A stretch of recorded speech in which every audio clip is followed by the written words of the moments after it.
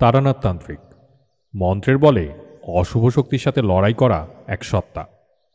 তার অতিপ্রাকৃত অভিজ্ঞতাগুলোই হয়ে ওঠে জমাট গল্পের খোরাক।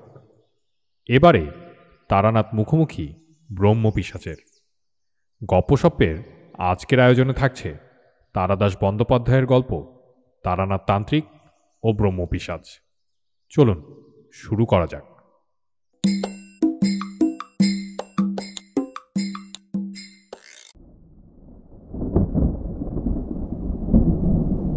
মটলেনের মুখে পৌঁছাতেই ঝেঁপে বৃষ্টি এলো। সকাল থেকে সামান্য মেঘলা মতো করেছিল বটে, কিন্তু বৃষ্টি হবে এমন কোনো আভাস পাইনি। আজকে ছুটির দিনটা বিকেলের দিকে তারানাথের বাড়ি আসবো বলে অশ্বিনীকে এমন কথা আগেই বলা ছিল। ফলে আমি গলির মুখে দাঁড়িয়ে তেলে ভাজাওয়ালার কাছ থেকে গরম গরম বেগুনি আর আলুর চপ কিনছি। এমন সময় অশ্বিনীও এক বাক্স পাসিংশো নিয়ে আমার পাশে এসে দাঁড়ালো। তেলে ভাজার ঠোঙা হাতে নিয়ে যেই তারানাথের বাড়ির দিকে রওনা হতে যাব, এমন সময় বৃষ্টি। অশ্বিনী ছাতা আনিনি। কোনো মতে আমার এই ছাতার তলায় মাথা গুজে হাঁটতে হাঁটতে বলল, আবহাওয়া অফিসে যারা কাজ করে তারা সব মুখ্যুর ডিম। আমি রেডিওতে খবরের পরে আবহাওয়া সংবাদ খুব ভালো করে শুনেছি। তাতে বলেছিল আজ সারাদিনই শুকনো খটখটে থাকবে। ব্যাটারা একেবারে যা তা। ঝমঝম বৃষ্টিতে একটা ছাতায় দুজনের রক্ষা পাওয়া বেশ মুশকিল। কোনো রকমে দ্রুত হেঁটে আধ ভেজা গোছের হয়ে তারানাথের বাড়ি পৌঁছে গেলাম। বৈঠকখানার দরজাটা খোলাই ছিল। চাটাই বিছানো তক্তা বসে বসে তারানাথ হুকো টানছিল। আমাদের দেখে বলল, আহা, বেশি ভিজে গিয়েছ নাকি? আমারই দোষ, সময়টা সামান্য এদিক ওদিক হয়ে গেল। আমি অবাক হয়ে জিজ্ঞেস করলাম, আপনার দোষ মানে? আমরা ভিজেছি তার সঙ্গে আপনার সম্পর্ক কি? তারানাথ মৃদু হেসে বলল, না, কিছু না। সময়ের হিসেব করতে একটু গোলমাল হয়ে গিয়েছিল, নইলে তোমরা ভিজতে না। তার মানে? মানে বৃষ্টি যে আজ বিকেলে হবে তা আমি জানতাম। এদিকে তোমাদেরও আসবার কথা, তাই কিছুক্ষণের জন্য বৃষ্টিটাকে পিছিয়ে দিয়েছিলাম। আরও পারতাম হয়তো, কিন্তু প্রকৃতির বড় মাপের শক্তিগুলোকে নিয়ে ছেলে খেলা করতে নেই। যাই হোক, আর মিনিট 10 পিছিয়ে দিলে তোমাদের আর কষ্ট পেতে হতো না। তারানাথের কাছে এমন অনেক অদ্ভুত কথা শুনে শুনে আমরা প্রায় অভ্যস্ত হয়ে গিয়েছি। তবু এখনো এক এক সময়ে তাক লেগে যায়। বললাম, আপনি ঘটাতেও পারেন নানান কাণ্ড কারখানা, বৃষ্টি আবার আটকানো যায় নাকি? তাই নাকি? আটকানো যায় না? তাহলে আটকালাম কি করে? এই ধরনের কথার আর কি উত্তর দেওয়া যায়? বললাম, আপনার যা কাণ্ড, আপনি সবই পারেন। তারানাথ একটু রেগে গিয়ে বলল, না, ঠাট্টা নয়। আগমতন্ত্রের কি বা তোমরা জানো? বৃষ্টি তো সামান্য দুর্যোগ। অনেক বড় বড় প্রাকৃতিক দুর্বিপাককে শিক্ষা এবং শক্তি ঠিকমতো প্রয়োগ করতে পারলে আটকে দেওয়া যায়। এই তো সেদিন। এ পর্যন্ত বলে তারানাথ হঠাৎ চুপ করে গেল। আমি বললাম, কি হলো? সেদিন কি হয়েছিল? না, এমনিতেই তোমরা কোনো কিছু বিশ্বাস করতে চাও না। তোমাদের এসব কথা বলা মানে যে যে বিদ্রূপের শিকার হওয়া। সর্বনাশ! একটা অদ্ভুত কোনো ঘটনা বুঝি না শোনা থেকে যায়। আমি কিছু বলবার আগে অশ্বিনী বলে উঠল, না চক্রবর্তী মশাই, আমরা কখনোই আপনার কথা অবিশ্বাস করি না। মাঝে মাঝে আপনাকে রাগাবার জন্য একটু মজা করি, এই যা। সেটাও অবশ্য আমাদের করা উচিত না। প্রসঙ্গ ঘোরাবার জন্য বললাম, থাক ওসব কথা। সেদিন কি যেন হয়েছে বলছিলেন? হয়নি হতে পারত। গত 12ই আষাঢ় দুপুরবেলা কোথায় ছিলে, কি করছিলে? এই ধরো বেলা 2:30 নাগাদ। হিসেব করে বললাম, শনিবার ছিল। 2:30, মানে সবে ছুটি হয়েছে অফিসে। বাড়ি যাব বলে ট্রাম রাস্তার দিকে হাঁটছি। কেন বলুন দেখি? ওই সময়টা কিছু অনুভব করতে পেরেছিলে? মানে হঠাৎ অস্বাভাবিক কোনো অনুভূতি হয়েছিল? আশ্চর্য, এতদিন মনে ছিল না, এখন তারানাথের সঙ্গে কথা বলতে গিয়ে মনে পড়ল। তাই তো, সেদিন একটা ছোট্ট ব্যাপার হয়েছিল বটে, মনে রাখার মতো বড় মাপের কিছু নয়, কিন্তু এটা ঠিক যে তখন একটু অবাক লেগেছিল। ট্রাম আসতে দেরি হচ্ছে। ট্রাম স্টপের পাশে একটা দোকান থেকে সিগারেট কিনে ধরাচ্ছি। হঠাৎ মনে হলো পায়ের তলাটা কেমন যেন একটু সুরসুর করছে। বড় ডেও পিঁপড়ে বা গুবরে পোকার উপর ভুল করে পা দিয়ে দাঁড়ালে যে এমনটা হয়। চটিটা খুলে একবার পা ঝেড়ে নিলাম, তবু সুরসুর ভাবটা কমল না। অনেক সময় স্নায়ুর বিক্ষেপে শরীরের এক এক জায়গায় বিচিত্র অনুভূতি হয়। ভাবলাম তাই বুঝি হচ্ছে, কিন্তু সেই মুহূর্তে একটা ব্যাপার চোখে পড়ে একটু অবাক হয়ে গিয়েছি। দুপুরবেলা, ফাঁকা রাস্তা, উল্টো দিকের ফুটপাতে এক মধ্যবয়স্ক ভদ্রলোক হঠাৎ দাঁড়িয়ে পড়ে চটি থেকে পা খুলে পায়ের তলায় কি যেন দেখলে, একবার পা ঝাড়লেন, তারপর একটু যেন হতভম্ব হয়ে আবার হাঁটতে শুরু করলেন। ভাবলাম, কি হলো রে বাবা, আজ সবারই পায়ের তলায় গুবরে পোকা ঢুকেছে নাকি? সাময়িক ব্যাপার, একেবারেই ভুলে গিয়েছিলাম। তারানাথের দিকে তাকিয়ে দেখি সে ঠোঁটের কোণে সূক্ষ্ম হাসি নিয়ে আমাকে দেখছে। চোখে চোখ পড়তেই বলল, কি মনে পড়ল? বললাম, হ্যাঁ মনে পড়েছে। তা সে এমন কিছু ব্যাপার নয়। তারানাথকে ঘটনাটা বললাম। সে মুখে অল্প হাসি নিয়েই শুনল, তারপর বলল, আর কিছু?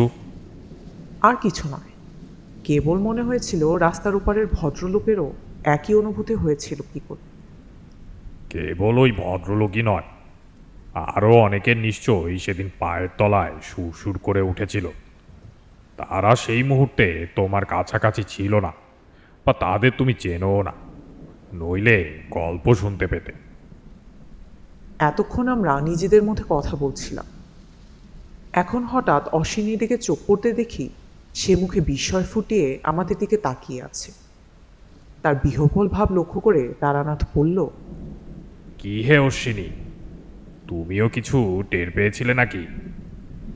একবার গলা ছেড়ে অশ্বিনী বলল, কি বলবো পণ্ডিত মশাই, আপনার কথা শুনতে শুনতে আমি অবাক হয়ে যাচ্ছিলাম। 12 আসার ওই সময় আমি শিয়ালদার প্ল্যাটফর্মে দাঁড়িয়েছিলাম মুড়াগাছা লোকাল ধরবো বলে। ট্রেন প্ল্যাটফর্মে ঢুকতে দেরি করছিল। আমি ফেরিওয়ালার কাছ থেকে কচি শশা কিনে নুন লঙ্কা মাখিয়ে খাচ্ছিলাম। যাব মামার বাড়ি।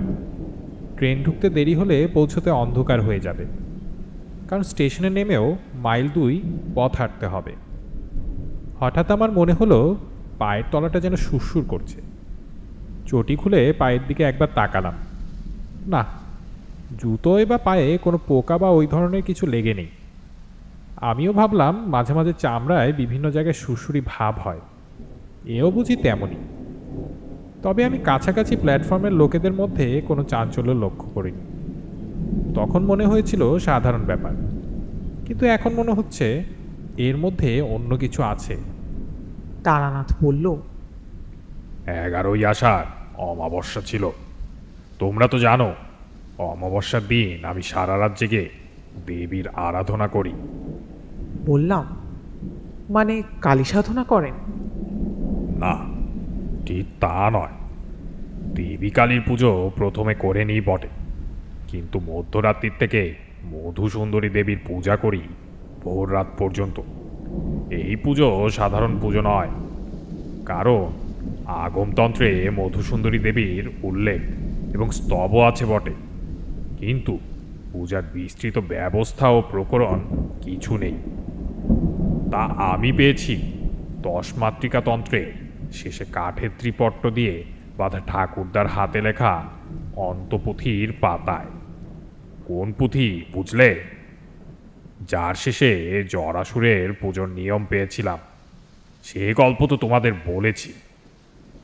মনে পড়ল তারানাথের ঠাকুরদার হাতে লেখা সে পুঁথি শেষ দিকটা কিছুটা পুড়ে গিয়েছিল, কিছুটা ঝুরঝুরে হয়ে গুঁড়ো হয়ে পড়ে গিয়েছিল। এতদিন পরে আর তারানাথকে সে পুঁথি দেখাবার জন্য অনুরোধ করে লাভ নেই। তার পাতাগুলো পঞ্চভূতে মিশে গিয়েছে বহুদিন। বললাম, তা সেই পূজায় বসে আপনি কি পেলেন? নইলে ওই প্রসঙ্গ উল্লেখ করার কারণ কি? বাইরে বৃষ্টির দাপট আরও বেড়েছে। এলোমেলো হাওয়ায় জানালার পাল্লা একবার খুলছে আর একবার বন্ধ হচ্ছে। গুড়ি গুড়ি বৃষ্টির ছাট আসছে বাতাসের সঙ্গে। অশ্বিনী উঠে জানালা ভালো করে বন্ধ করে দিল। তারানাথ বলল, গল্পে গল্পে অনেক দেরি হয়ে গেছে। তোমাদের আনা তেলে ভাজাও তো এখন একেবারে ঠান্ডা। বসো, আমি ভেতর থেকে আসছি। এই তেলে ভাজাগুলো গরম করতে হবে। গরম চাও দরকার একটু। আসছি এক্ষুনি। কথা বলতে বলতে বা গল্পের ফাঁকে তারানাথ মাঝে মাঝে বাড়ির ভেতরে যায়। কখনো সত্যিই সেটা চা করতে বলার জন্য, কখনো বা আমাদের একটু ধূমপানের সুযোগ দেবার জন্য। তারানাথ প্রবীণ লোক, তার সামনে আমরা সিগারেট খাই। আমরা জানি তারানাথ ইচ্ছে করেই অন্তত 5-6 মিনিট দেরি করে আসবে। তারানাথ ভেতরে যেতেই আমরা দুজনে উঠে বারান্দায় এসে দাঁড়ালাম। এখনও হাওয়ার সঙ্গে হালকা ছাট আসছে বটে, কিন্তু বারান্দার একদিকে এক টুকরো ত্রিপল টাঙানো হয়েছে। বারান্দার সেখানটায় বাতাসের দাপট কম। অশ্বিনী আর আমি দুটো কাঁচি সিগারেট ধরালাম। জোরে জোরে 3-4টে টান দেওয়ার পর ঠান্ডা জলো হাওয়া লেগে গা শিরশির করা ভাবটা কেটে গেল। ঘরের ভেতর থেকে উপস্থিতি জ্ঞাপক কাশির আওয়াজ শুনে বুঝলাম তারানাথ ঘরে ফিরে এসেছে। ঘরে ঢুকে বললাম, এই মানে একটু বৃষ্টি দেখছিলাম আর কি, বেশ নেমেছে। যা হোক, এমন দিনে একটা গল্প না হলে কি চলে? তক্তাপোষে বসতে বসতে তারানাথ বলল, বৃষ্টি দেখছিলে সে বুঝতে পেরেছি। যাক, গরম তেলে ভাজা আর চা আসছে। খেতে খেতে দেখি কোনো গল্প মনে পড়ে কিনা। আমি বললাম, কিন্তু ওই পায়ের তলা সুরসুরি করার রহস্যটার বিষয়ে তো কিছু বললেন না। কি হয়েছিল 11ই আষাঢ় রাত্রিরে পুজোর সময়? আমাদের দেওয়া পাসিং শোর প্যাকেট থেকে একটা সিগারেট বের করে ধরিয়ে তৃপ্ত মুখে ধোয়া ছাড়ল তারানাথ। তারপর বলল, ব্যাপার কি জানো? তন্ত্র সাধনার এসব গুঁড়ো কথা সাধারণ মানুষ অনেক সময় ঠিক বুঝতে পারে না, তাই সহজে কারো কাছে বলি না। আর এসব অভিজ্ঞতাও হয়ও খুব কম। 11ই আষাঢ় যজ্ঞের পূর্ণাহুতি দেবার পরে মনের মধ্যে মধুসুন্দরী দেবীর কণ্ঠস্বর ভেসে উঠেছিল। তিনি বলেছিলেন পরের দিন দুপুরবেলায় বাংলাদেশের দক্ষিণ পূর্বাঞ্চল দিয়ে ভূমিকম্পের একটা ঢেউ বয়ে যাবে। বিশেষভাবে ক্ষতিগ্রস্ত হবে কলকাতা এবং তার পার্শ্ববর্তী অঞ্চল। বিহারের বিখ্যাত ভূমিকম্পের সময় তোমরা বয়সে অনেক ছোট ছিলে, তার কথা হয়তো তোমাদের মনে নেই। ভাবলাম অনেক লোক মারা যাবে, বাড়িঘর ভাঙবে। মানুষের উপকার করার চেয়ে বড় ধর্ম আর কিছু হয় না। কিন্তু প্রকৃতির এত বড় শক্তিকে ঠেকাতে হলে সমপরিমাণ শক্তি দিয়েই তা করতে হবে। কাজেই যজ্ঞের শেষে আমি একটা বিশেষ প্রক্রিয়া করলাম, যাতে ভূমিকম্পের প্রবাহটা খুব ক্ষীণভাবে এই অঞ্চলের মাটির নিচে দিয়ে বয়ে যাবে, কেউ টের পাবে না। বললাম, তাহলে আমরা পেলাম কি করে? বা রাস্তার উপরে আমার দেখা ওই প্রবীণ ভদ্রলোক, কিংবা অশ্বিনী শিয়ালদার প্ল্যাটফর্মে যাকে জুতা খুলে তা ছাড়তে দেখেছিল? তুমি অশ্বিনী বা তোমাদের দেখা ওই মানুষেরা কিঞ্চিত বিশেষ অনুভূতি শক্তির অধিকারী, ফলে তোমরা ব্যাপারটা অনুভব করতে পেরেছ। এইটা ততখানি শারীরিক অনুভূতি নয় যতটা মানসিক। জলে তেল ঢেলে দিলে ঢেউয়ের উচ্চতা কমে যায়, জানো তো? এও তাই। তন্ত্রের শক্তি প্রয়োগ করে ভূমিকম্পের তীব্রতা কমিয়ে দিয়েছিলাম। বললাম, কিন্তু খুব সামান্য কম্পন হলেও তা সেটা বিজ্ঞানীদের সিসমোগ্রাফির মানে ভূমিকম্প মাপার যন্ত্রে ধরা পড়বে, এখানে পড়লো না কেন? এর উত্তরে তারানাথ যা বলল তা বৈজ্ঞানিক যুক্তির দিক দিয়ে ঠিক। সে বলল, খবর নিলে জানবে সমস্ত পৃথিবীতে প্রতিদিন শত শত ভূমিকম্প হচ্ছে। তার তীব্রতা একটা বিশেষ মাত্রার উপরে না উঠলে আমরা বুঝতে পারি না। বিজ্ঞানীদের যন্ত্রে সেদিনকার অতি দুর্বল কম্প ধরা পড়েছিল নিশ্চয়ই, কিন্তু তা বলবার মতো কিছু নয় বলে কোথাও খবর প্রচারিত হয়নি। এই সময়ে বাড়ির ভেতর থেকে তারানাথের মেয়ে চারি এক হাতে গরম তেলে ভাজার থালা আর অন্য হাতে আরেকটা থালায় সাজানো চায়ের কাপ এনে আমাদের সামনে রাখল। বালিকা বয়স থেকেই চারিকে দেখছি, সে সত্যিই সুন্দরী মেয়ে। বর্তমানে বিয়ে হয়ে তাকে যেন আরও সুন্দর দেখাচ্ছে। এই ষাটোর্ধ্ব বয়সেও তারানাথের গায়ের রং দুধে আলতা, বড় বড় চোখ। মেয়ে বাপের রং এবং চোখ দুটিই পেয়েছে। বললাম, কিরে চারি, কবে এলি? আমাদের ছোটবেলা থেকেই দেখছে চারি, সে স্বচ্ছন্দভাবেই বলে উঠল, 4-5 দিন আগে এসেছি কাকাবাবু। আপনারা ভালো আছেন? বললাম, ভালো আছি। হ্যাঁ রে চারি, তুই যেন হঠাৎ একেবারে গিন্নি হয়ে উঠেছিস। মনে পড়ে আগে আমরা এলে পুতুল আর লেসে ডিজাইনের বায়না করতিস। চারি সলজ্জ হেসে চুপ করে দাঁড়িয়ে রইল। একে বাপের বাড়ি, আর আমরা খুব পুরনো লোক, তাই সে মাথায় ঘোমটা দেয়নি। চারির স্বভাব ভারী মিষ্টি। সে বলল, এরপর যেদিন আসবেন আমার জন্য সত্যি সত্যি পুতুল নিয়ে আসবেন। আমার এখন মাঝে মাঝেই ছোটবেলার মতো পুতুল নিয়ে খেলতে ইচ্ছে করে। বললাম, আমাদের আবার আসতে হয়তো মাসখানেক দেরি হয়ে যাবে।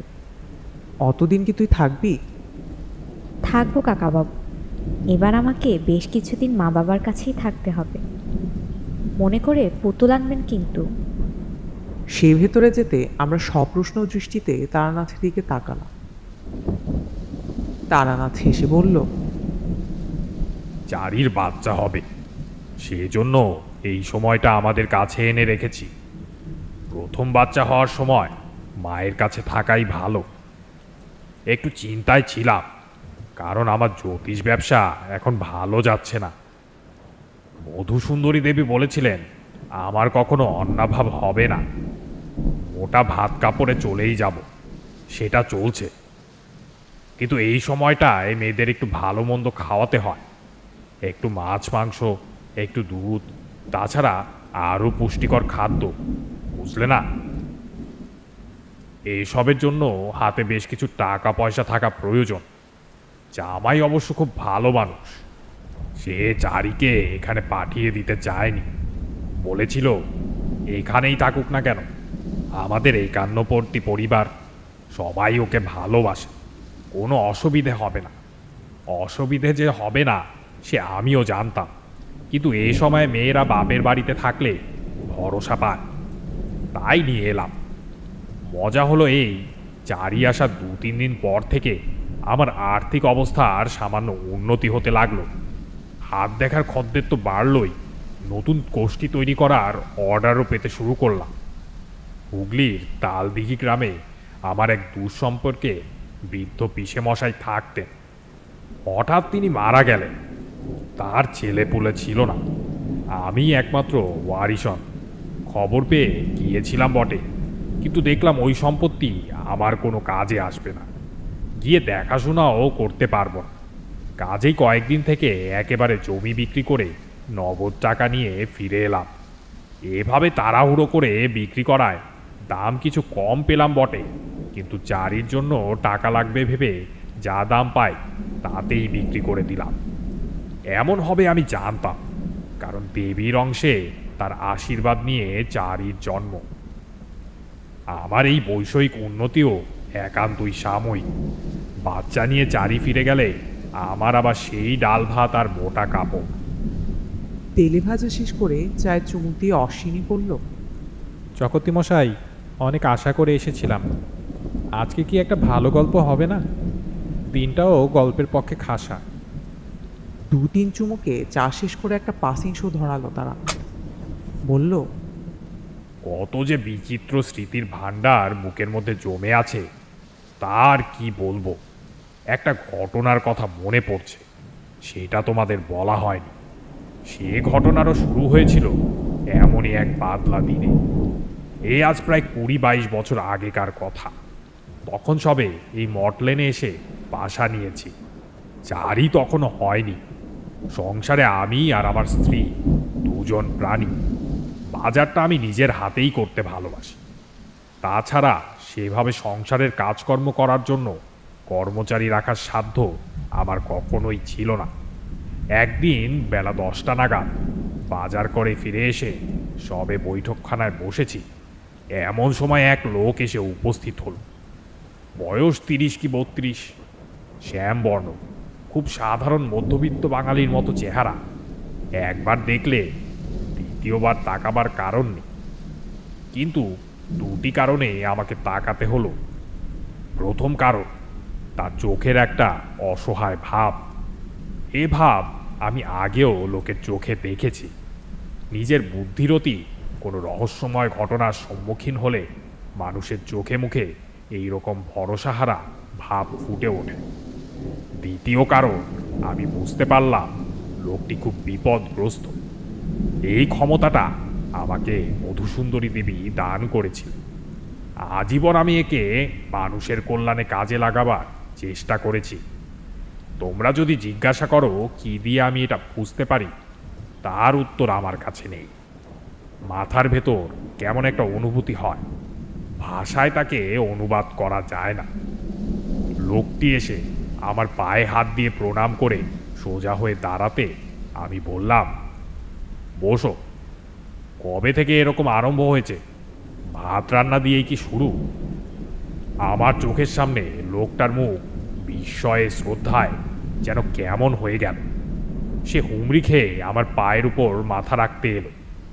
কাঁধ ধরে তাকে সোজা করে বসিয়ে বললাম, আহা, ওরকম করো না, বিপদে ভেঙে পড়তে নেই। ঈশ্বর তাদেরই বিপদ থেকে মুক্ত করেন যারা সাহসের সঙ্গে লড়তে জানে। তুমি ব্যাপারটা আমাকে বলো। লোকটি বলল, আমার নাম রণদাচরণ ঘোষ, থাকি রামনগর গ্রামে। কাটোয়ায় নেমে যেতে হয়, খুব অজপাড়া গ্রাম, বুঝলেন। কাটোয়া শহর থেকে অন্তত 10-11 মাইল দূরে। আমাদের 4-5 পুরুষের বাস ওই গ্রামে। তার আগে আমাদের পূর্বপুরুষেরা কোথায় ছিলেন তা বলতে পারব না, কিন্তু ঠাকুরমশাই এই শান্ত ছায়াঘেরা গ্রাম আমার বড় ভালো লাগে। আমি শান্তিপ্রিয় মানুষ, শহুরে ধরনাধরন আমার ভালো লাগে না। বৈষয়িক কোনো কাজে কাটোয়া এলে আমার এক দূর সম্পর্কে সম্বন্ধীর বাড়ি থাকি। তারপর কাজ শেষ হলেই নিজের গ্রামে ফিরে এসে হাফ ছেড়ে বাঁচি। আমাদের গ্রাম খুব সুন্দর ঠাকুরমশাই। ধান আর পাটের ক্ষেত, নিবিড় আম কাঁঠালের বাগান, বড় বড় বট আর অশ্বত্থ গাছ ছড়িয়ে রয়েছে সারা গ্রামে। গ্রামের একধারে কমলাক্ষী নামে একটা ছোট্ট নদী আছে। নামের মধ্যে কমলা শব্দ আছে বলেই কিনা জানি না, ক্ষীণকায়া হলেও কমলাক্ষীর জলধারা প্রখর গ্রীষ্মেও কখনো শুকায় না। নদীর ধারে বাঁধানো ঘাট নেই, কিন্তু আমরা ছোটবেলা থেকেই নদীতে স্নান করে অভ্যস্ত। ঠান্ডা জল পায়ের নিচে চখা বালি। অন্য কোনো জলের উৎস না থাকায় গ্রামে সবাই নদীতেই স্নান করে। ধীরগতি হলেও চমৎকার স্রোত নদীতে, কাজেই জল খুব পরিষ্কার আর পবিত্র। এই পর্যন্ত বলে হাফ নেওয়ার জন্য রণদাচরণ একটু থামল। বললাম, একটা কথা জিজ্ঞেস করছি, তোমার মুখের ভাষা তো ভারী সুন্দর, একেবারেই গ্রাম্য মানুষদের মতো নয়। তুমি কতদূর পড়াশোনা করেছ? রণদাচরণ বিনয়ে মাথা নিচু করে বলল, আগে বলবার মতো তেমন কিছু পড়াশুনো করিনি। বোর্ডিংয়ে থেকে কাটোয়া স্কুল থেকে ম্যাট্রিক পাশ করেছিলাম 2nd ডিভিশনে। ছাত্র হিসেবে খুব একটা খারাপ ছিলাম না, আর ছিল গল্প উপন্যাস পড়ার নেশা। সাধারণ লেখক থেকে রবীন্দ্রনাথ, বঙ্কিমচন্দ্র, শরৎবাবু সব পড়ে ফেলেছিলাম। আমাদের গ্রামে লাইব্রেরি ছিল না। স্কুলে পড়ার সময় শহরের লাইব্রেরি থেকে বই নিয়ে পড়তাম। এখন ভিপিরাকে কলকাতা থেকে বই আনিয়ে পড়ি। ওই একটাই নেশা আর কি, অন্য কোনো নেশা তো নেই। দেখলাম রণদাচরণের গল্প অন্যদিকে চলে যাচ্ছে। বললাম, বুঝলাম, এবার তোমার আসার কারণটা বুঝিয়ে বলো দেখি বাপু। বক্তব্যে কোনো ফাঁক দেবে না, যতই তুচ্ছ হোক না কেন কোনো ঘটনা বাদ দেবে না। নাও শুরু করো। উদ্ভ্রান্তভাবে একবার চারিদিকে তাকিয়ে রণদাচরণ কথা বলতে আরম্ভ করল। বলল, কিভাবে যে কোথা থেকে শুরু করি বুঝতে পারছি না। শুনলে হয়তো বিশ্বাস করবে না কেউ। তবু যেহেতু আপনি আমার একমাত্র ভরসা, তাই সব কিছু খুলে বলছি। যে কারণে আপনার কাছে এসেছি সেই দুর্বিপাকের শুরু আজ থেকে মাস দেড়েক আগে। আমরা চাষিবাসী গৃহস্থ, বাড়িতে বৃদ্ধা মা, স্ত্রী আর 2 ছেলে মেয়ে। একদিন সকালে শহর থেকে পাইকার এসেছে। সে আমাদের জমিতে উৎপন্ন যা কিছু রবি শস্য সব এক লপ্তে কিনে নেবে। লোকটা ভালো, গত বেশ কয়েক বছর ধরে তার সঙ্গে আমাদের ব্যবসা। জিনিসের ভালো দাম দেয়। বললাম, কি কি জিনিস হয় তোমাদের জমিতে? রণদাচরণ বলল, কিছু ধান আর পাট হয়, তাছাড়া মুসুরি, কলাই, টমেটো, সিম। আমাদের যে আম বা কাঁঠালের বাগান আছে, গরমকালে সেগুলো জমা নিয়ে নেয়। যাই হোক, সে আসবার সময় শহর থেকে কিছু খবরের কাগজ আর বাংলা গল্পের পত্রিকা নিয়ে এসেছিল। লোকটা চলে যাওয়ার পরে একটা কাগজ খুলে পড়ছি, এমন সময় শুনতে পেলাম রান্নাঘরের দরজার কাছে দাঁড়িয়ে আমার মা এবং স্ত্রী কিছু একটা নিয়ে আলোচনা করছেন। প্রথমে খেয়াল করিনি, তারপর মনে হলো মায়ের গলায় যেন একটা বিস্ময়ের আভাস। কাগজ রেখে রান্নাঘরের দরজার কাছে গেলাম। আমাকে দেখে দুজনই চুপ করে গেলেন। বললাম, কি হয়েছে মা, কি বলছো? এই দেখ না কাণ্ড, বৌমা ভাত চড়িয়ে উঠোনটা ঝাড় দিতে গিয়েছিল, ফিরে এসে দুপুরের তরকারি করতে বসলো। হঠাৎ মনে পড়ল ভাত তো অনেকক্ষণ চড়িয়েছে, গলে গেল না তো। গিয়ে দেখে গলে যাওয়া তো দূরের কথা, হাতায় করে যে ভাতটুকু তুলেছে তা মোটেই সিদ্ধ হয়নি, প্রায় চাল বললেই চলে। মাকে বললাম, ও কিছু না, গিয়ে দেখতে বলো, এতক্ষণে সেদ্ধ হয়ে গেছে। জলের জন্য অনেক সময় এমন হয়, কিন্তু তা নয়। রান্না আর খাওয়ার জন্য জল আসে পাড়ার চৌধুরী বাড়ির টিউবওয়েল থেকে। বাড়ির কিষণ রামচন্দ্র গিয়ে নিয়ে আসে সব। সে জল খুব ভালো, খেতেও মিষ্টি, জিনিসপত্র সেদ্ধও হয় খুব তাড়াতাড়ি। আজও সেই জলই এসেছে। আমার কথা মতো আরও 15-20 মিনিট অপেক্ষা করা হলো, কিন্তু সে চাল আর সেদ্ধ হলো না। আধ ঘন্টা পরেও খুন্তির আগায় হাঁড়ি থেকে যা উঠল তা এক্কেবারে চাল।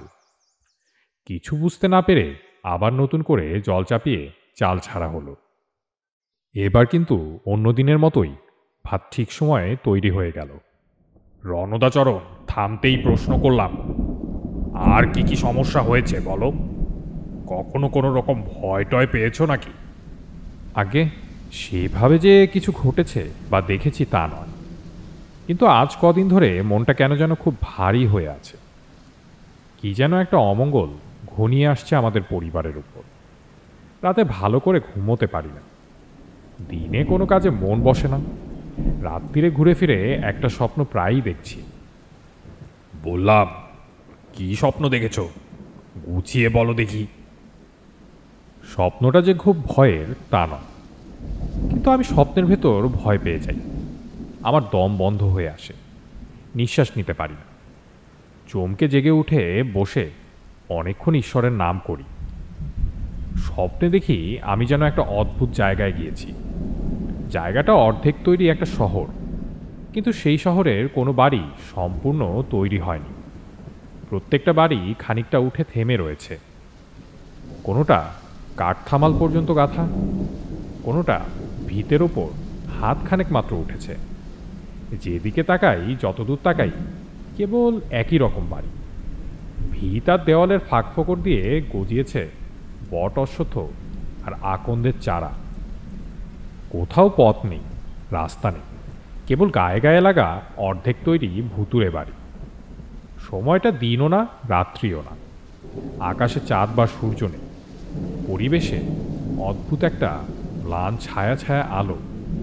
আমি বাড়ি ফিরে আসতে চাইছি, কিন্তু কিছুতেই ওই ভৌতিক শহর থেকে বেরুবার পথ খুঁজে পাচ্ছি না। আশ্চর্য গোলকধাঁধার মতো ঘুরে মরছি, আর বহুদূর থেকে কে যেন কেমন গা ছমছমে গলায় আমার নাম ধরে ডাকছে। এই পর্যন্ত বলে রণদাচরণ থামল। মেঘের রকম দেখলে যেমন বোঝা যায় আরও বৃষ্টি হবে, তেমনি তার মুখ দেখে মনে হলো তার আরও কিছু কথা বলার আছে। বললাম, তারপর? তারপর কি? ধুতির খুঁট দিয়ে মুখ মুছল রণদা। বলল, আলাদা করে কি আর বলব।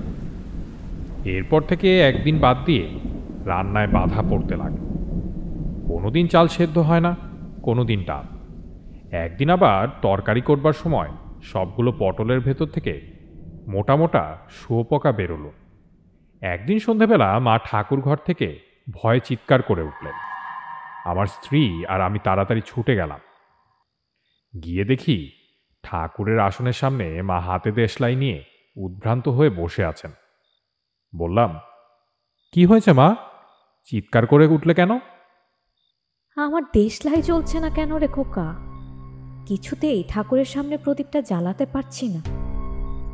দেখি দাও তো বলে দেশলাইটা হাতে নিয়ে 4-5টা কাঠি বাক্সের উপর ঘষলাম। সত্যি একটা কাঠিও জ্বলল না। মাকে হাত ধরে ওখান থেকে উঠিয়ে নিয়ে এলাম। বললাম, এ দেশলাইটা ভালো না, তুমি আমার ঘরে বসো। আমি গগন সাধুখার দোকান থেকে নতুন এক বান্ডিল দেশলাই আনিয়ে নিচ্ছি।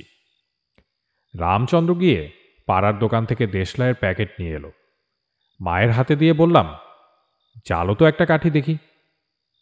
এবার সঙ্গে সঙ্গে কাঠি জ্বলে উঠল। মাকে আবার ঠাকুর ঘরে নিয়ে গিয়ে বসিয়ে দিয়ে এলাম। সেদিন রাত্রিরে খাওয়া দাওয়ার পর মা এসে আমাদের ঘরে বসলেন। এ সময় মা কখনো আসেন না। সামান্য দুধ রুটি খাওয়ার পর নিজের বিছানায় মশারির ভেতর বসে কিছুক্ষণ মালা জপ করে শুয়ে পড়েন। বললাম, কি হয়েছে মা, কিছু বলবে? শরীর খারাপ লাগছে না তো? না বাবা, আমি অন্য একটা কথা বলতে এসেছি। কি কথা মা? একটু চুপ করে থেকে মা বললেন, বাড়িতে কি কাণ্ড কারখানা হচ্ছে বল দেখি। দেশলাই কি সত্যিই খারাপ ছিল? একটু আগে বাইরের নিম গাছে দ্বারকাক ডাকছিল। কি বিচ্ছিরি অমঙ্গলের ডাক! রাত্রিরে কখনো দ্বারকাক ডাকে শুনেছিস? রণদাচরণের গল্প থামিয়ে বললাম, কাকের ডাক কি তুমিও শুনেছিলে? সে বলল, আমি ঠিক খেয়াল করিনি ঠাকুরমশাই। জানেন তো, অনেক জিনিস কানে শুনলেও বা চোখের সামনে ঘটলেও মন অন্যদিকে থাকলে খেয়াল করা যায় না। আমি সে সময় মায়ের দেশলাই না জ্বালার কথা ভাবছিলাম। তা সে যাই হোক, একটু ভারাক্রান্ত মন নিয়ে শুয়ে পড়লাম। ক্লান্ত ছিলাম। ঘুমিয়ে পড়তে বেশি সময় লাগলো না। মাঝরাত্রির পার করে মেঘের ডাকে আর ঝড়ের শব্দে ঘুম ভাঙল। পাশে স্ত্রী শুয়ে অকাতরে ঘুমাচ্ছে। তাকে না ডেকে মশারির বাইরে এসে জানালার সামনে গিয়ে দাঁড়ালাম। বৃষ্টি এখনো আরম্ভ হয়নি, কিন্তু বাড়ির উঠোনে আর পাঁচিলের ওপাশে যতদূর দেখতে পাচ্ছি আম জাম নিম গাছ প্রবল ঝড়ে প্রায় লুটোপুটি খাচ্ছে। বিদ্যুৎ চমকে উঠলে সেই ক্ষণিক আলোয় দেখতে পাচ্ছি আকাশ কালো মেঘে ঢাকা। তাকিয়ে থাকতে থাকতেই ঝড়ের প্রাবল্য কমে বৃষ্টি নামল। প্রথমে ঝিরঝির, তারপর বড় বড় কয়েক ফোঁটা, আর তারপরই ঝমঝম করে আকাশ ভেঙে জল ঝরতে লাগলো। জানালা দিয়ে ছাট আসছে। সরে এসে ভালো করে জানালা বন্ধ করে দিলাম। ফিরে এসে মশারি গুছতে গুছতে ভাবলাম, সারাদিনে আকাশ তো পরিষ্কারই ছিল। সন্ধ্যের পর বা রাত্রিরে বৃষ্টি হতে পারে বলে মনে হয়নি। আবহাওয়ার গতি প্রকৃতি একদম বদলে যাচ্ছে দেখছি। এইসব সাত পাঁচ ভাবতে ভাবতে যখন প্রায় ঘুম এসে গিয়েছে, তখন উঠোনে নিম গাছটার ডাল থেকে ঝড়ের শো শো আওয়াজ সত্ত্বেও স্পষ্ট শুনতে পেলাম দ্বারকাকের ডাক। কি বলবো পণ্ডিত মশাই, আমার সমস্ত গা শিউরে উঠল। কাকের ডাক তো অনেক শুনেছি, কিন্তু এ কি ধরনের ডাক? এমন ঝড় বৃষ্টি সত্ত্বেও নিম গাছের ডালে বসে একটা কাক এরকম গম্ভীর আশ্চর্য গলায় ডেকে চলেছে, সে না শুনলে বিশ্বাস করা যায় না। তাছাড়া আপনি হয়তো জানেন, ভেজাদার কাক কখনো ডাকে না। সকালে উঠে দেখি মেঘ কেটে গেছে, চারিদিকে ঝকঝকে রোদ্দুর। গঞ্জে জরুরি কাজ ছিল। স্নান সেরে দই চিড়ে খেয়ে তাড়াতাড়ি বেরিয়ে পড়লাম। পথে বেরিয়ে প্রথমেই যেটা মনে হলো, আরে উঠোনে বা পথে কোথাও মাটি ভেজা দেখছি না তো। রাস্তার কোথাও কোনো জলকাদাও জমে নেই। যেরকম ঝড় রাত্রিরে হয়েছে তাতে দু একটা সরু ডালপালা বা গাছের পাতা পথের উপর পড়ে থাকা উচিত ছিল। পথের দুদিকেই যখন বড় বড় অনেক গাছ, কিন্তু এ তো একেবারে শুকনো। অদ্ভুত কাণ্ড বটে। গঞ্জে পৌঁছে রামপদ নন্দীর দোকানে গিয়ে বসলাম। কাজের কথা হওয়ার পর যখন উঠছি, রামপদ বলল, আপনাকে একটু শুকনো দেখাচ্ছে। শরীর ভালো আছে তো? শরীর ভালোই আছে। আসলে রাত্রিরে ঝড় বৃষ্টিতে জেগে গিয়ে অনেকক্ষণ আর ঘুম আসেনি। ঘুম না হওয়ার জন্য বোধহয় ওই রকম দেখাচ্ছে। হিসেবের খাতায় কি একটা লিখতে যাচ্ছিল রামপদ। থমকে গিয়ে আমার দিকে তাকিয়ে অবাক হয়ে বলল, ঝড় বৃষ্টি কাল রাত্রিরে? কই না তো দাদাবাবু, কাল রাত্রিরে তো ঝড় বা বৃষ্টি হয়নি। নৌকোতে মাল আসছিল, সে বস্তাগুলো গুদামে তুলবার জন্য আমি প্রায় সারা রাতই জেগেছিলাম। কই কিছু তো দেখলাম না। সেও আমার দিকে অবাক হয়ে তাকিয়ে আছে। আমিও তার দিকে অবাক হয়ে তাকিয়ে আছি। একটু সামলে নিয়ে বললাম, ও, স্বপ্ন দেখেছি তাহলে। আমি বড্ড অদ্ভুত অদ্ভুত স্বপ্ন দেখি। বাড়ি ফেরবার পথে যাদের সঙ্গে দেখা হলো প্রত্যেককেই একটু কায়দা করে গত রাত্রিরে ঝড় বৃষ্টির কথা জিজ্ঞেস করলাম। না, কেউই কাল রাতে ঝড় বাদলের আওয়াজ শোনেনি। আর বেশি লোকের সঙ্গে কথা বলতে ভয় করল। ছোট জায়গা। এরপর রটে যাবে রণদাচরণ ঘোষের মাথা খারাপ হয়ে গেছে, সবাইকে ডেকে কী সব আবোল তাবোল কথা জিজ্ঞেস করছে। এরপর অবশ্য কয়েকটা দিন আর কিছু ঘটল না, সব আগের মতো স্বাভাবিক। ভাবলাম, যাক, আর দুর্ভাবনা করার কারণ নেই। জীবনে অনেক কিছু ঘটে যার সরাসরি ব্যাখ্যা হয় না। ও নিয়ে আর মাথা ঘামানোর কারণ নেই। আপনার কাছে আসবার আর দরকার হতো না, যদি না। সপ্রশ্ন দৃষ্টিতে তার দিকে তাকালাম। বললাম, বলো, থামলে কেন? কি হলো তারপর? রণদাচরণের চোখের দৃষ্টি কেমন বিহ্বল হয়ে গিয়েছে। আমার দিকে তাকিয়ে সে বলল, তারপর আমার সময় হারিয়ে যেতে আরম্ভ করল। আমার মনে সে কি অবস্থা! রণদাচরণের পেছনে যে আবছা অন্ধকার দেখেছিলাম সেটা আরো অনেক গাঢ় হয়ে এসেছে। মনে হলো বিপদটা দ্রুত ঘনীভূত হয়ে আসছে, এবং যে অশুভ শক্তির আবেশ ঘটেছে লোকটার উপর, সে শক্তিটা চাইছে না ও আমার কাছে আর বেশিক্ষণ বসে থাকুক। বললাম, সময় হারিয়ে যাওয়াটা কি রকম ব্যাপার? আগে সে অদ্ভুত ঘটনা। এই 7-8 দিন আগে দিনটা ছিল বুধবার। রাত্রিরে খাওয়া দাওয়া করে শুয়েছি, ঘুমও ভালো হয়েছে। পরের দিন উঠে একটু মহকুমা শহরে যেতে হবে মাল চালানি কাজে। ভোরবেলা ঘুম ভেঙে কুয়োতলা থেকে হাত মুখ ধুয়ে এসে স্ত্রীকে বললাম, দই চিড়ে মেখে দাও, মহকুমায় যাব, তাড়াতাড়ি আছে। সে অবাক হয়ে আমার দিকে তাকিয়ে বলল, আবার যাবে? কি ব্যাপার বলো তো? রোজ রোজ মহকুমা শহরে কি কাজ? রোজ রোজ?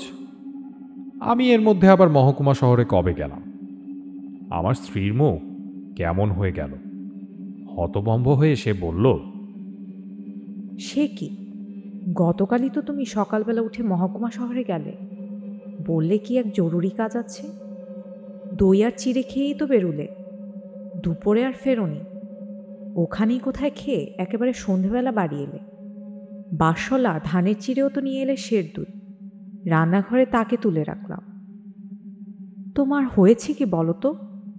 গতকালকের ঘটনা কি ভুলে গেলে? স্ত্রীর কথা শুনে মাথার মধ্যে সব কেমন যেন গোলমাল হয়ে যাচ্ছিল, কিন্তু বেশি বিস্ময় প্রকাশ করলে বউ ভয় পাবে বলে সামনে নিলাম। বললাম, ও হ্যাঁ হ্যাঁ, ভুলে গিয়েছিলাম বটে। আজকাল কাজের তাড়ায় কিছু খেয়াল থাকে না। আজ আবার যেতে হবে, কাজ আছে। মহকুমা শহরে পৌঁছতেই বড় রাস্তার দুদিকের দোকান থেকে সকলে ডাকতে লাগলো, এই যে রণদা, আজ আবার এলে যে? তেরে ব্যবসা করছো দেখছি। এসো এসো, বসো আমার এখানে, একটু গল্প করে যাও। এদের মধ্যে শ্রীকান্ত পালের বয়স 60 কি 65 হবে। প্রবীণ মানুষ, স্বভাব খুব মিষ্টি। তার কাছে গিয়েই বসলাম। সে বলল, ব্যবসার কথা তুললাম বলে রাগ করলে না তো? তোমরা বয়সে অনেক ছোট, তোমাদের উন্নতি হলে আমরা সত্যিই আনন্দ পাই। তারপর তার কাছে যে 15 মিনিট বসলাম, তার মধ্যে গতকাল মহকুমা শহরে এসে আমি কি কি করেছি সবই জানা হয়ে গেল।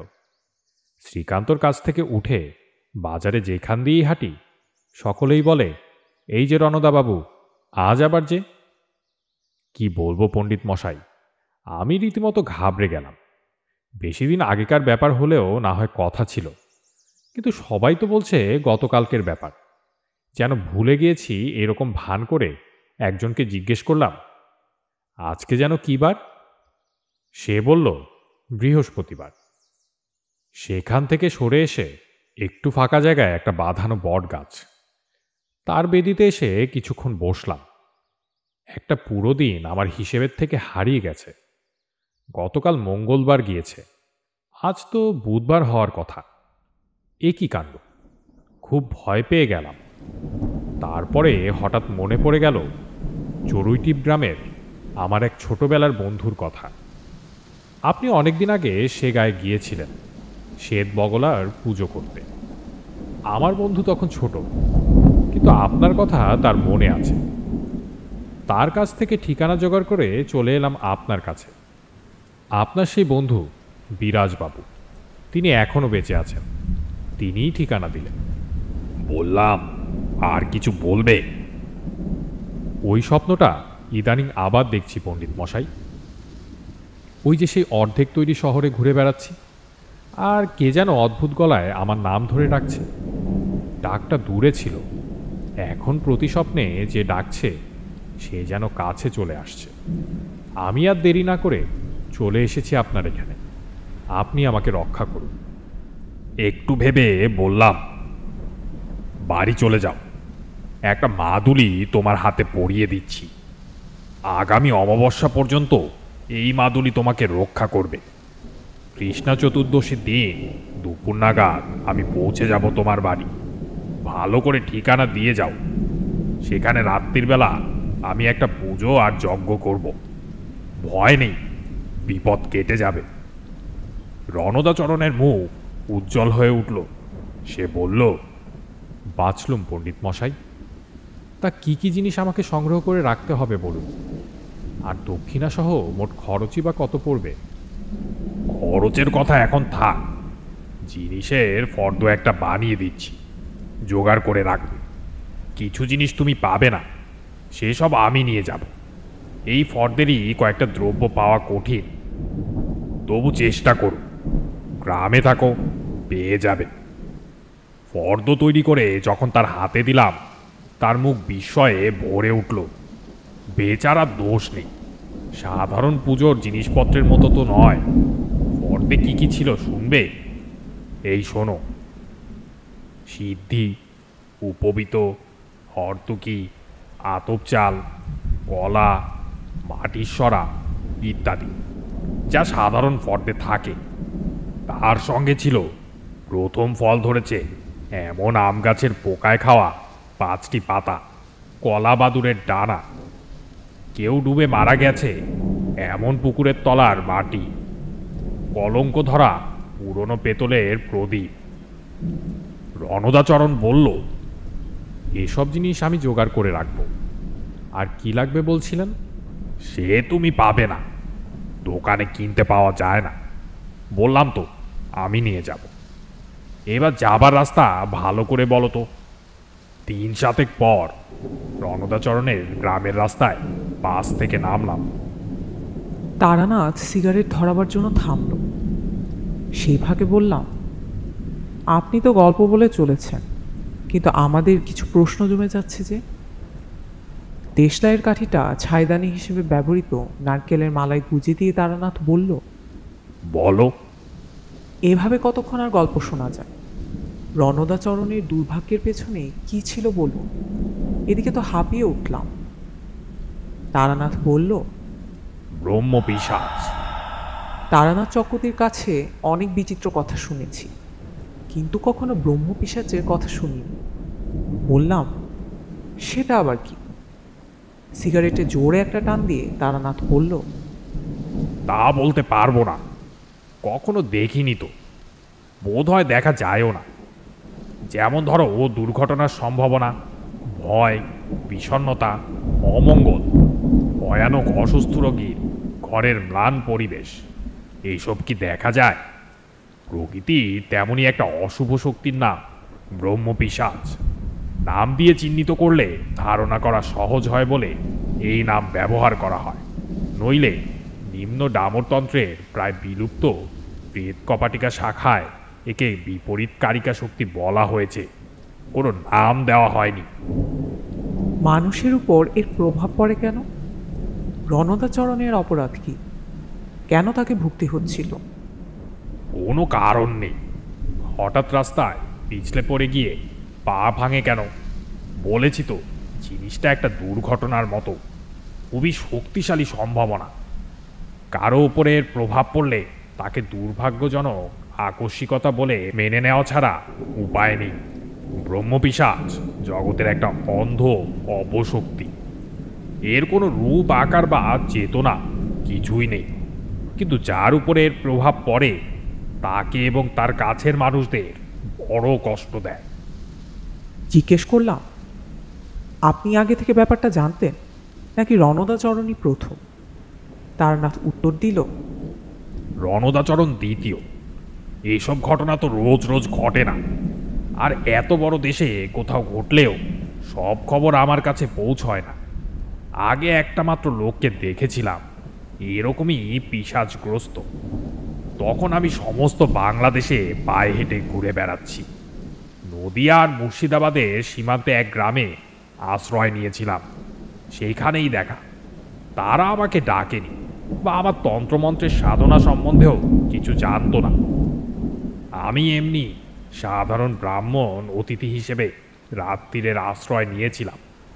তখনকার দিনে, শুধু তখনকার দিনে কেন, এখনো গ্রামের দিকে অতিথি হিসেবে ব্রাহ্মণের খাতির আছে। সন্ধ্যের মুখটায় তাদের বাড়ির দাওয়ায় বসে আছি, হাতে হুকো। তাদের বাড়ির কিষান তড়িয়ে দিয়ে গেছে, টানছি। বাড়ির কর্তা আমার কাছেই দাওয়ার উপর বসে এটা ওটা গল্প করছে। হঠাৎ সামনের উঠোনে থপ করে কিসের একটা শব্দ হলো। আমরা দুজনেই বেশ অবাক হয়ে তাকালাম। ভারী জিনিস নয়, নরম পোটলা গছের কোনো জিনিস পড়বার শব্দ। কর্তার নাম বিষ্ণুপদ। সে দাওয়া থেকে নেমে জিনিসটা দেখতে গেল। পরক্ষণেই তার চিৎকার, আবার কি? বলা বলা।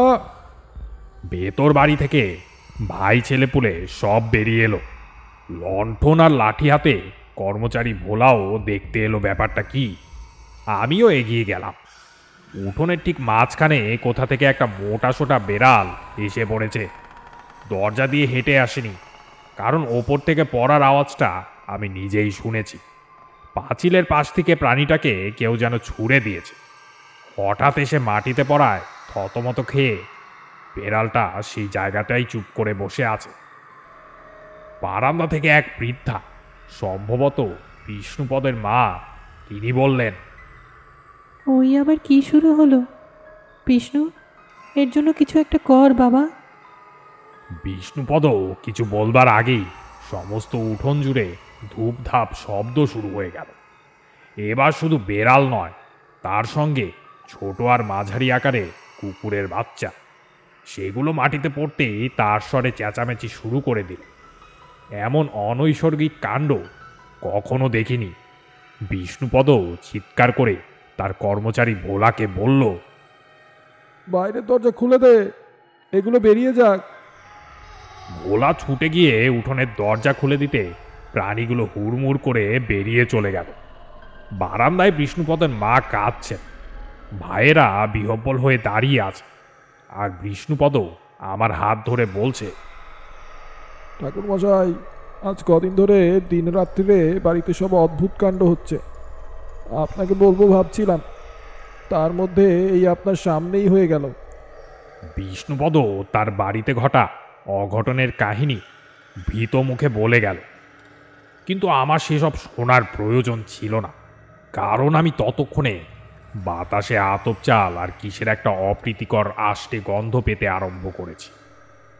বললাম, তাতে কি বুঝলেন? নতুন একটা পাসিং শো ধরিয়ে তারানাথ বলল, বুঝলাম যে ও বাড়িতে ব্রহ্মপিশাচের আগমন ঘটেছে। এসব তারই মূল লক্ষণ। গুরুর কাছে শুনেছি, পুঁথিতেও পড়েছি, দেখলাম এই প্রথম। কি করলেন তারপর? করবো আর কি, লোকটাকে পিশাচের আবেশমুক্ত করার জন্য যা করার দরকার তাই করলাম। আমাদের সাধনায় নিয়ম আছে, গুরুরও আদেশ, কাউকে বিপদগ্রস্ত দেখলে তাকে ফেলে পালানো যাবে না। পালালে নিজের সাধনার ফল ধ্বংস হয়ে যাবে। রণদাচরণের বাড়িতে যা যা করব স্থির করেছিলাম, বিষ্ণুপদর বাড়িতেও তাই করলাম। বললাম, তাতে ফল হলো? পিশাচের প্রভাব দূর হলো?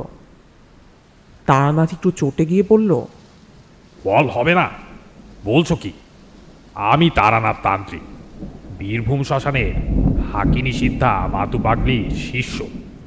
আমার সামনে দাঁড়াবে নিম্ন ডামর থেকে বেরিয়ে আসা একটা তুচ্ছ পিশাচ? প্রক্রিয়া করে তাড়িয়ে ছাড়লাম। সাহস করে জিজ্ঞেস করলাম, কি প্রক্রিয়া? আবার সেই একই প্রশ্ন। কতবার তো বলেছি, কুজ্জক্রিয়ার কথা অদীক্ষিত কাউকে বলতে নেই, বললে সে বুঝবেও না এবং ক্রিয়ার গুণও নষ্ট হয়ে যাবে। তবে কিছু কিছু তোমাদের বলি, কারণ তোমরা দুজনেই ভালো আধার। ব্রহ্মপিশাচ বিতরণের পুরো ক্রিয়া কেমন তা বলবো না, তবে কি কি প্রয়োজন হয় তার কিছুটা তো বলেছি। আরও কিছু শোনো, শুনলে অবাক লাগে। প্রথমেই দেহবন্ধন হিসেবে জয়ন্তীর মূল 1 আঙ্গুল পরিমাণ কেটে বিপদগ্রস্ত মানুষের মণিবন্ধে মন্ত্র উচ্চারণ পূর্বক পরিয়ে দিলাম। জয়ন্তী চেনো? বললাম, নাম শুনেছি, গাছ দেখিনি কখনো। জয়ন্তীর লোকায়ত সাধারণ নাম হলো যাই হর্তুকি। 10 কর্ম ভাণ্ডারেও চাইলে যেতে পারো, কিন্তু প্রথমত তা বহুদিনের শুকনো এবং সত্যিকারের সেই গাছ কিনা তা বলা কঠিন। শুনলে বটে, কিন্তু নিজে করতে যেও না, কারণ আসল জিনিস হলো মন্ত্রটি, সেটি আমি বলবো না। এর সঙ্গে লাগে কালো ছাগলের খুঁড়ে লেগে থাকা মাটি, ছুরি দিয়ে সামান্য চেঁচে নিতে হয়, ঘোড়ার পেছনের পায়ের লোম ইত্যাদি। আকন্দ কাঠের আগুন তৈরি করে মাটির ছোট সরায় এই উপাদানগুলি পুড়িয়ে ছাই সংগ্রহ করতে হবে। ধরে রাখা বৃষ্টির জলে ওই ছাই মেখে সে ভস্যের তিলক কপালে পরিয়ে যজমানকে পাশে বসিয়ে যজ্ঞ শুরু করতে হয়। যাই হোক, রণদাচরণের বাড়ির দিকে হাঁটতে শুরু করলাম। তারানাথকে থামিয়ে দিয়ে বললাম, না না, ওই ব্যাপারটা আগে বলে নিন। কোন ব্যাপারটা? ওই যে আতপ চালের আর কিসের গন্ধ পাবার কথা বলছিলেন। ও, ওটা বাদ দিয়ে যাচ্ছিলাম না। যেখানে এরকম গন্ধ পাবে বুঝবে সেখানে হয় কোনো অপদেবতা বা সাপের উপস্থিতি ঘটেছে। আশ্চর্য হয়ে পড়লাম, সাপ আর অপদেবতা? হ্যাঁ, বিশেষ করে দুধরাজ কেউটে বা গোখরো কাছাকাছি থাকলে গোবিন্দভোগ চালের গন্ধ বাতাসে পাওয়া যায়। তারানাথকে আর ঘাটালাম না, খুচরো উদ্ভট কথা শুনতে গিয়ে আসল গল্পটাই হারিয়ে যাবে। তারানাথ বলে চলল, ঘণ্টাখানে হেঁটে রামনগর গ্রামে পৌঁছে গেলাম। আমজাম কাঁঠালের ছায়ায় ঘেরা বেশ স্নিগ্ধ গ্রাম, কিন্তু রণদাচরণের বাড়িতে ঢুকে সেই শান্তির ভাবটা মন থেকে দূর হয়ে গেল।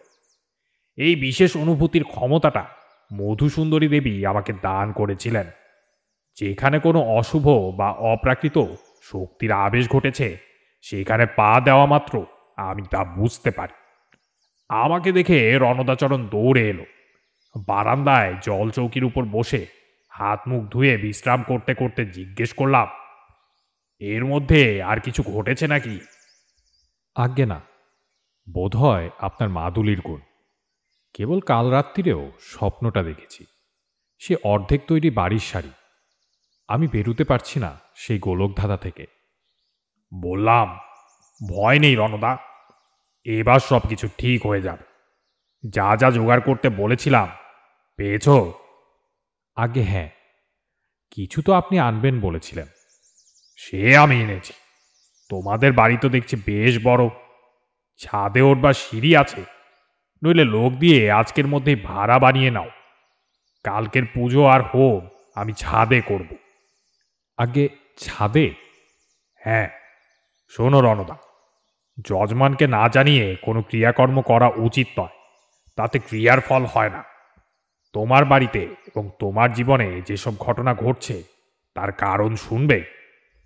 জিজ্ঞাসু দৃষ্টিতে রণদাচরণ তাকিয়ে রইল। তার দিকে চেয়ে বললাম, তোমার উপর ব্রহ্মপিশাচের আবেশ ঘটেছে। এমন কথা শুনলে মানুষের মনের অবস্থা ভালো হবার কথা নয়। রণদার মুখ শুকিয়ে গেল। সে বলল, সে আবার কি জিনিস ঠাকুর মশাই? ও কথা জেনে তোমার কাজ নেই। আগমতন্ত্রের জ্ঞান না থাকলে বললেও বুঝতে পারবে না। আমার বাড়ি যেদিন গিয়েছিলে সেদিন তোমার কথা শুনেই বুঝেছিলাম কি হয়েছে। ব্রহ্মপিশাচের প্রভাবে মানুষের জীবনে সব উদ্যোগ অসমাপ্ত থেকে যায়, যে জন্য স্বপ্নে অর্ধেক তৈরি বাড়িঘর দেখেছ। অন্নকৃত্তিকা ঘটেছে, অর্থাৎ অন্ন প্রস্তুতের সময় চাল অর্ধেকের বেশি সেদ্ধ হচ্ছে না। তাছাড়া কাল ব্যাহতি যোগ আরম্ভ হয়েছে। অদ্ভুতভাবে জীবন থেকে হারিয়ে যাচ্ছে সময়। আর তার সঙ্গে শোনা যাচ্ছে নৈশবায়সের, মানে রাত্রির বেলা কাকের ডাক। এর পরের পর্ব বড়ই দুঃখের। সেটাই শেষ পর্ব। ভাগ্যক্রমে তুমি তার আগেই আমার কাছে গিয়েছিলে, নইলে। রণদাচরণ কাঁপা কাঁপায় গলায় বলল, নইলে কি হতো? নইলে শেষ পর্ব, অর্থাৎ কায়াক্ষয় শুরু হয়ে যেত। বাড়ির যিনি কর্তা তিনি অসুস্থ হয়ে পড়তেন। কোনো চিকিৎসাতেই সুফল হতো না। একটু একটু করে শীর্ণ হতে হতে অর্ধেকেরও বেশি ছোট হয়ে যাবে দেহ। তারপর অবধারিত মৃত্যু। রণদাচরণের চোখে জল। অসহায় স্বরে সে বলল, আমার ছেলেপুলে আছে ঠাকুর মশাই, আমি কোনো অন্যায় করিনি। আমি এমনভাবে মরতে চাই না। তার গায়ে হাত বুলিয়ে দিয়ে বললাম, কোনো চিন্তা করো না, আমি ভয় দেখানোর জন্য কিছু বলিনি। বিপদের স্বরূপ জানলে তার বিরুদ্ধে যুদ্ধটা জমে ভালো। কালই সব দুর্যোগ কেটে যাবে। পরদিন অমাবস্যা লাগলো দুপুর 3:14। ছাদে চিলেকোঠার ঘরে বাকি বেলাটা তামাক খেয়ে কাটিয়ে দিলাম। রণদা একবার মধ্যাহ্নভোজনের প্রস্তাব করেছিল। তাকে বললাম, যজ্ঞ করতে হয় উপবাসী থেকে। আমি জলও খাবো না, তুমি খেতে পারো, কারণ তোমার কল্যাণে ক্রিয়া হলেও যজ্ঞের সঙ্গে তোমার কোনো যোগ নেই। তুমি দূরে বসে শুধু দেখবে। রণদার মা এবং বাড়ির মেয়েদের বলা হলো সংসারের মঙ্গলের জন্য ছাদে আমি একটা সস্তয়ন আর যজ্ঞ করব। তারা সরল মানুষ। যা বোঝানো হলো বুঝে গেলেন। রাত 10টা নাগাদ উপদেবতা বিতারণী প্রক্রিয়া শুরু করলাম। একটু দূরে বসে গোল গোল চোখ করে রণদাচরণ দেখতে লাগল। পুজো আরম্ভ করার সঙ্গে সঙ্গে অনুভব করলাম এতক্ষণ ধরে স্থির থাকা বাতাস মৃদুভাবে ঘুরতে শুরু করেছে। শান্ত জলাশয়ে পাথরের টুকরো ছুড়লে যেমন বৃত্তাকার ঢেউ তৈরি হয়। কেমন যেন একটু শিউরে উঠে রণদা ভীত চোখে চারদিকে তাকালো। আমি তার দিকে ঠোঁটে আঙুল দিয়ে চুপ করে থাকতে বললাম। কাদার উপর বালি ছড়িয়ে যজ্ঞের বেদি তৈরি করেছি। তার উপরে জ্বলছে সরু সরু আকন্দ ডালের আগুন।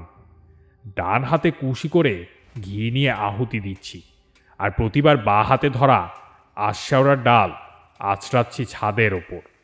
ক্রমাগত এইভাবে ঘণ্টাখানেক ধরে মন্ত্রোচ্চারণ করার পর একটা অদ্ভুত গন্ধে চারদিকের বাতাস ভরে গেল। দুর্গন্ধ নয় কিন্তু, এ এমন একটা গন্ধ যা পৃথিবীতে কখনো সৃষ্টি হতে দেখিনি। কিছুক্ষণ নাকে গেলেই চেতনা আচ্ছন্ন হয়ে আসতে থাকে। দেখলাম এই অপার্থিব গন্ধের প্রভাবে রণদা বসে থাকা অবস্থাতেই সামনে পেছনে সামান্য দুলতে আরম্ভ করেছে। তার চোখ অর্ধেক বোঝা, মুখ ঈষৎ হা হয়ে আছে। আমি তাড়াতাড়ি মধুসুন্দরী দেবীর দেওয়া শুদ্ধিমন্ত্র উচ্চারণ করে চন্দন মাখিয়ে একটা রক্তকরবী জগনাগ্নিতে ছুঁড়ে দিলাম। সঙ্গে সঙ্গে এই আশ্চর্য গন্ধটা ধীরে ধীরে মিলিয়ে গেল। যজ্ঞবেদীর দিকে তাকিয়ে দেখলাম পুজোর অন্ত শুরু হয়েছে। একটি ঘোর সবুজ বৃদ্ধাঙ্গুষ্ঠ পরিমাণ আলো কাঁপতে কাঁপতে বালি আর কাঠের মধ্যে উঠে আসছে। মৃদু গলায় বললাম, রণদা দেখো। আমার আঙ্গুলের নির্দেশ অনুসরণ করে যজ্ঞবেদীর দিকে তাকিয়ে রণদা স্থির হয়ে গেল। বললাম, এই হচ্ছে ব্রহ্মপিশাচের চাক্ষুষ সত্তা। ঊর্ধ্বক্ষেপণী মন্ত্র উচ্চারণ করে তর্জনী নেড়ে ওই সবুজ আলোটিকে আকাশের দিকে চলে যেতে ইঙ্গিত করলাম। প্রথমে আস্তে আস্তে, পরে দ্রুত আলোটি উপরে উঠে যেতে লাগলো। রণদাও উপরের দিকে তাকিয়ে আছে। অমাবস্যার রাতের আকাশে তখন তৈরি হয়ে গিয়েছে স্বাভাবিক অন্ধকারের চেয়েও অন্ধকার গোল গ্রহণী বৃত্ত। সবুজ আলোটা দ্রুত উঠে তার মধ্য দিয়ে ওপরে কোনো অজানা জগতে মিলিয়ে গেল। একটা পাসিং শো ধরিয়ে তারানাথ বলল, পরের দিনই আমি রামনগর ছেড়ে কলকাতায় ফিরে আসি। মাসখানেক পরে রণদাচরণ এসে দেখা করে গিয়েছিল। তার বাড়িতে আর কোনো উপদ্রব হয়নি। ভারী খুশি সে।